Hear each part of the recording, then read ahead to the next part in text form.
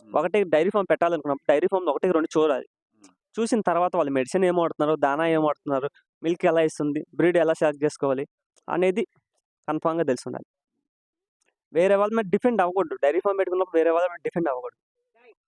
దానా అండి. పెట్టడంలో గాని, గడ్డేయడంలో గాని, గడ్డి కట్ చేయడంలో గాని, మెడిసిన్స్ విషయంలో గాని వేరే వాళ్ళ మీద డిపెండ్ అవ్వకూడదు. ఇప్పుడు బీహారోడున్నాడు. బీహారోడు 2 రోజులు చేస్తాడు, 1 రోజు చేస్తాడు.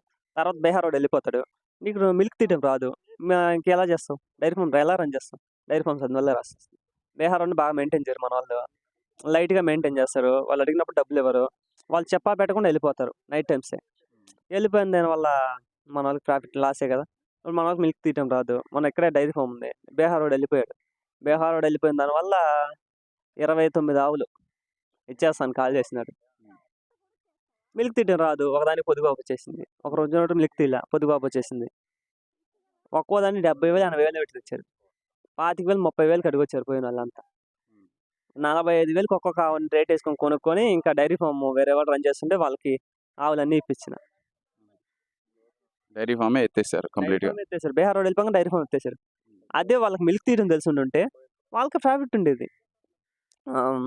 50,000 వస్తుందనమాట పర్ మంత్‌కి బిల్లు. హ్మ్.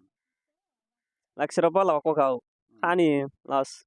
6,00,000, 5,00,000 లాస్ వాళ్ళకి. అది. డైరీ ఫార్మ్ గురించి ఏదైనా తెలిసుండుంటే మిల్క్ తీయడం వస్తేనే డైరీ ఫార్మ్‌లోకి రావాలి. మిల్క్ తీయడం రాకపోతే డైరీ ఫార్మ్‌లోకి అసలు రానే వద్దు. మిషన్స్ మీద ఉపయోగించి డైరీ ఫార్మ్‌లోకి రావద్దు. మిషన్ ఒకరోజు రన్ చేస్తుంది, ఒకరోజు పని చేయదు. మిషన్ పని చేయనప్పుడు మిల్క్ తీయాలిగా మనం.